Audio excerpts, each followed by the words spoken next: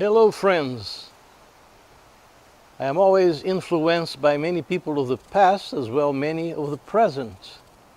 And this is the beautiful thing about history, because we can look to the back without in any way being dependent on that, but able to derive many lessons from lives, from activities, from specific deeds, from so many individuals that came to mold culture and to affect society. And today, for these very brief minutes, I chose for you a figure from Europe, from France more specifically, namely Blaise Pascal. And I'm sure that the majority, if not all of you who view me here, have heard about him and know in some ways about his contribution.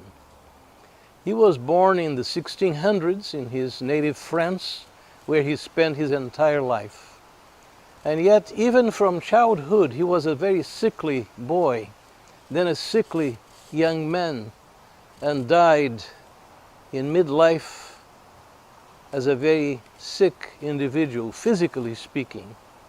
But that did not prevent his mind from functioning at all times, from new ideas, from developing, and concrete activities in which he applied those ideas were also significant.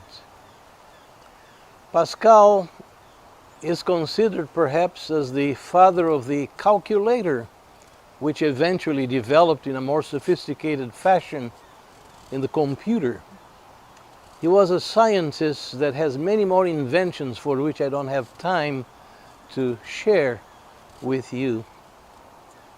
One thing that possibly most people don't realize about him was what he developed, which up to this very day continues to be a source of blessing in every city in the world, at least most of the major cities around the globe.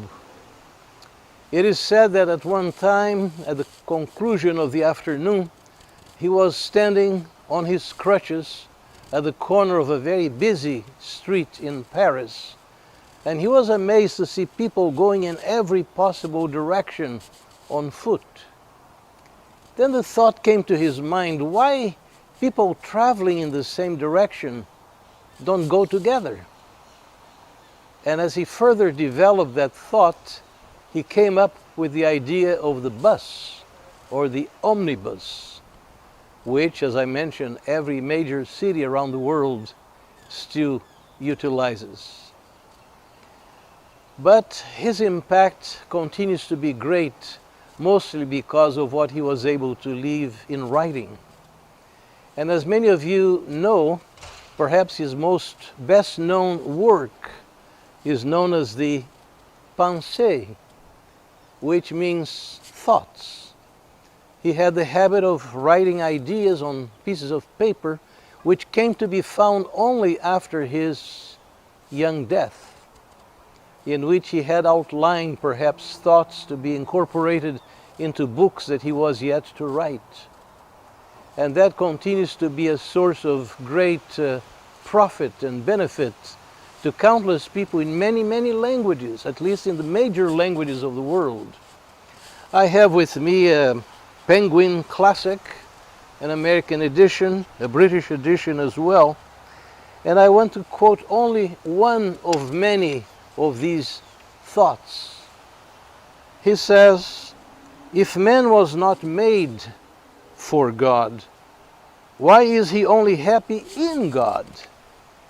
And he adds to that, "If man was made for God, why is he so opposed to God?" Something worth pondering. And you can find yourself in either camp, and it is important that you answer that question yourself. Of course, one of the most familiar sayings contained in this volume is, "Love has its reasons, which reason knows nothing of." Love is a quality that is used for which there is no explanation whatsoever. and yet it doesn't cease to be real.